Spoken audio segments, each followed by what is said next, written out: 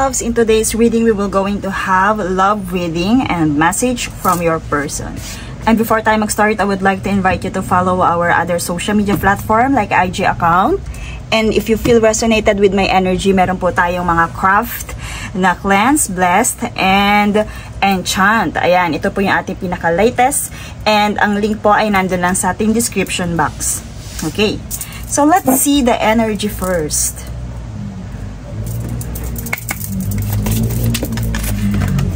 Yun. Okay, karmic.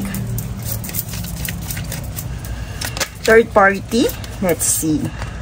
Lost or block and magnetic.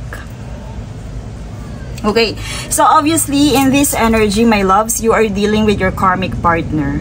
So kadalasan lumilitaw or ipinapakita sa atin ng ating guides about doon sa tao na kung saan ay talagang meron tayong magnetic pull at hindi natin yun kumbaga maiwasan. Alam na natin sa isip natin na sila ay parang toxic sa pamumuhay natin, hindi makapagbibigay ng mga magagandang bagay, or sabihin natin na kayo lang yung chaser doon sa relationship na yun. Pero nandun yung magnetic pull.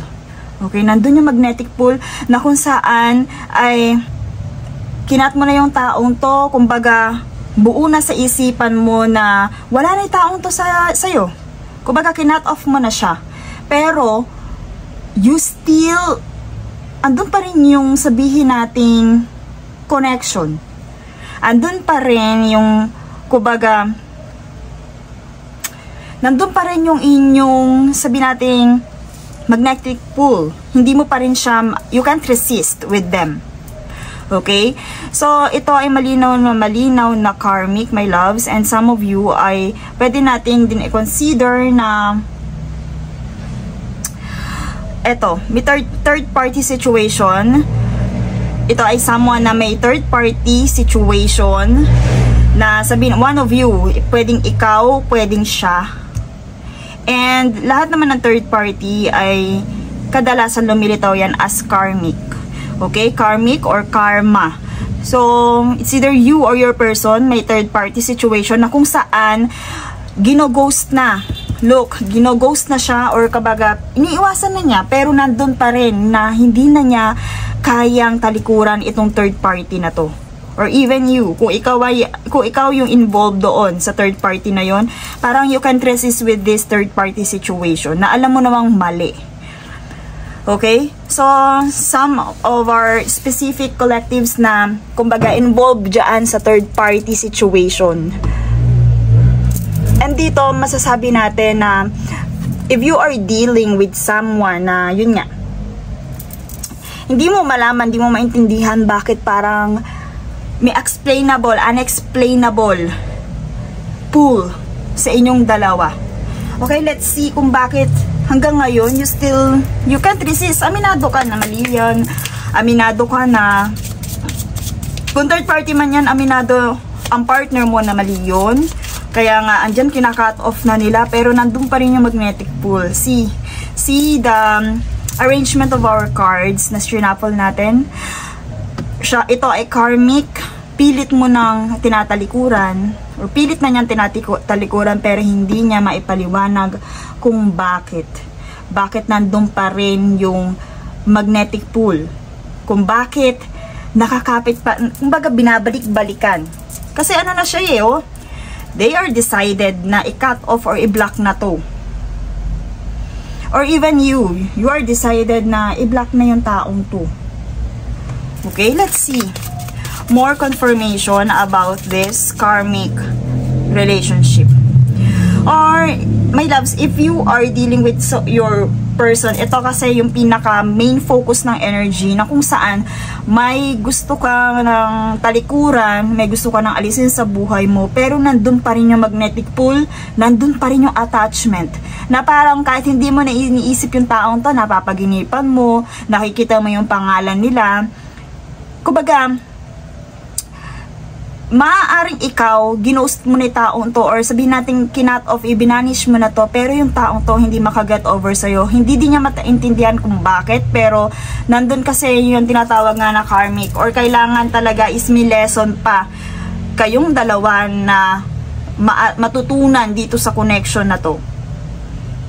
Maaaring ito, dahil karmic din siya, maaaring kahit na kinat off mo yung taong to ay they still sabihin natin kahit na hindi sa personal, they still wants to, sabihin natin makipag-communicate sa'yo, nandun pa rin attachment, ayaw kanyang pakawalan, in other words.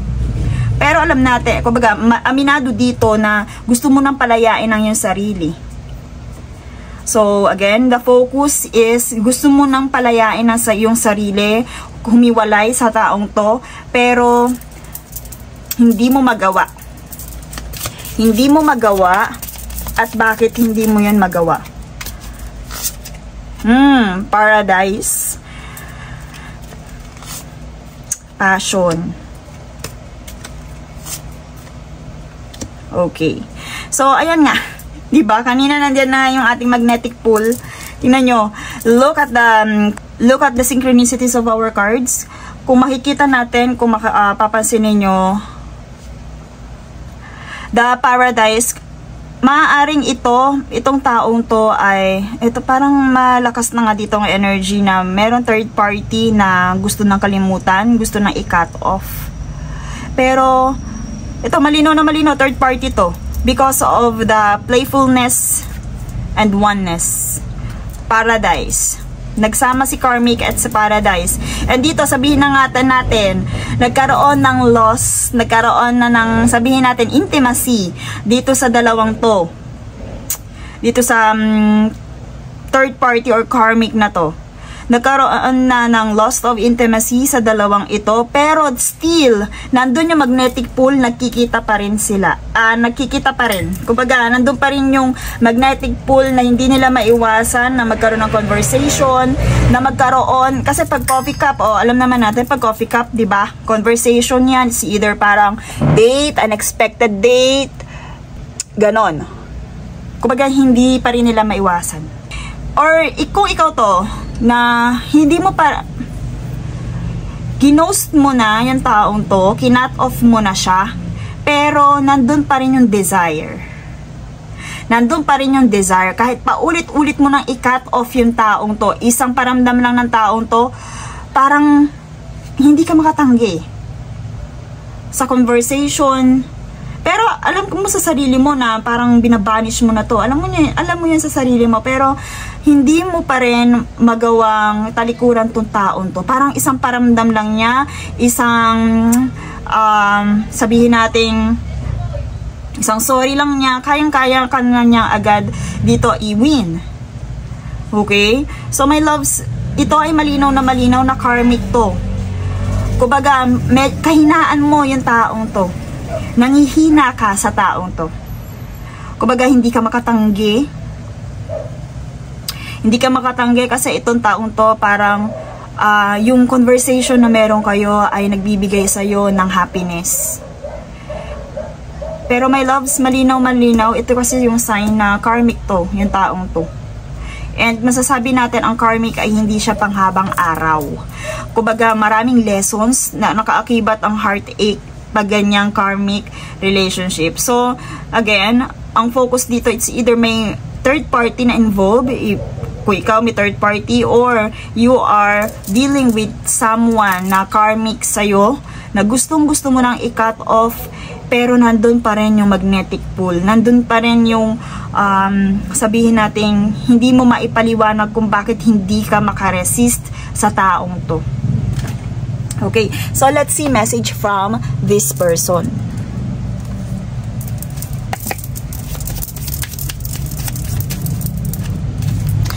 I look for you everywhere. Ayan. It's either you or siya ang obsessed sa'yo. I remember, kasi nga kinat off mo na yung taong to eh. I remember every detail of that day and I am grateful for the spiritual lesson. Okay, so yun nga, some of you are dealing with that kind of person.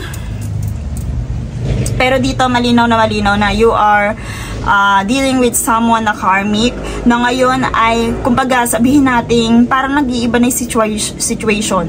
Na kung dati ikaw ang chaser sa relationship niyong dalawa, itong taon to, ginost mo na, at ngayon, siya naman ang parang, kumbaga, gustong maging runner, na, kumbaga, natauhan na about sa relationship ninyong dalawa.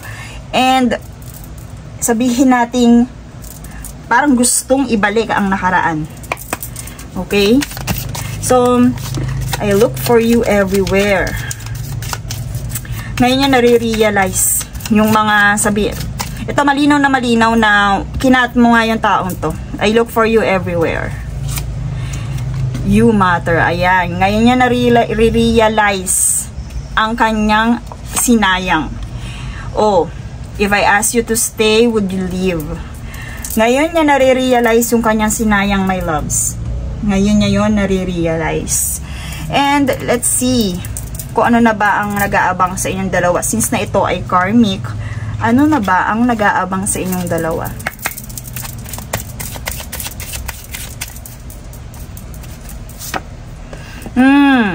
Okay, romantic feelings. Your feelings are real and worth exploring. Uy, lumabas, my loves, yung passion. Double passion dito, my loves. And ayan na nga, forgiving and learning. Yes, your person, this person, yung karmic person na sabihin natin dati ay hinahabol-habol mo, na ngayon ay tinalikuran mo na ngayon ay gusto kang ibalik. Malinaw na malinaw dito na gusto niyang ibalik at gusto niyang sabihing magbabago na siya dito. Malinaw na nandun pa rin yung magnetic pull. Gusto niyang bumalik. Gusto kanyang makausap. Gusto niyang sabihin na nagbago siya. Pero dito, my loves, lumitaw dito yung forgiving and learning. Yes, may feeling siya na nararamdaman sa'yo. And kung sabihin natin na you still into resentment, kung naririnig mo to, my loves, kumbaga, kung galit ka sa kanya, nandun pa rin yung heartache. As you release and heal the past, you experience more love in your present moment. Okay? Andun yung passion. Malinaw na malinaw nandun. If ever then, my loves, na ikaw ay dealing with someone na sabihin natin nakapanakit sa'yo, na every time na maalala mo yung pananakit sa'yo, mahal may taong to, pero every time na naalala mo itong mga romantic situations ninyo, and then naalala mo yung heartache.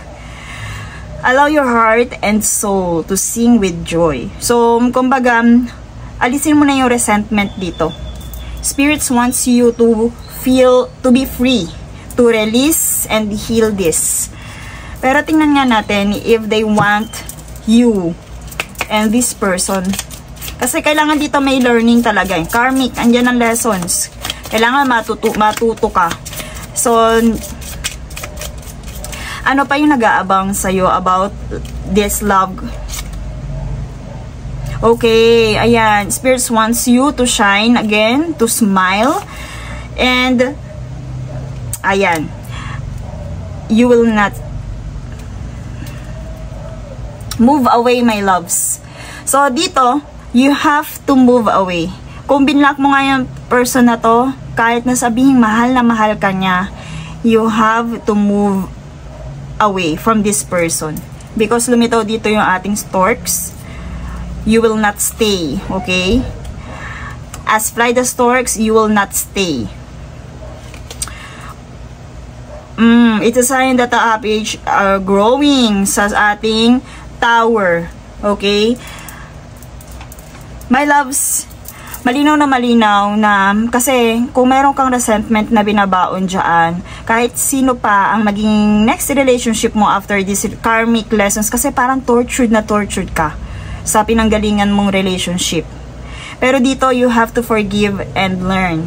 Okay? Dito, kailangan baunin mo yan sa next relationship mo. And next relationship mo, I see na meron nag-aabang na stability sa inyong dalawa. More passionate sa next relationship mo na, kumbaga, hindi siya kailangan maapektuhan ng nangyari sa'yo sa past. Okay? Kasi wala siyang kinalaman doon. Walang kinalaman itong next relationship. Pero dito malinaw na malinaw. You will not stay. You will going to... Okay. Open your eyes. So dito, nakita mo na kung sino talaga yung tao to. If someone shows you who they are, believe them the first time. Diba? Ito sa karmic na to, nasaktan ka na eh. Nagkasakitan na kayo, my loves. So dito, kagaya nga ng sinasabi ko sa point na dito, binlock mo na nga siya. Yes, nasa tama ka. Nasa tama landas ka. Kahit nasabihin na ganong ka, alab, yes, nandyan na parang naaawa ka. Pero nakita mo na kung sino sila.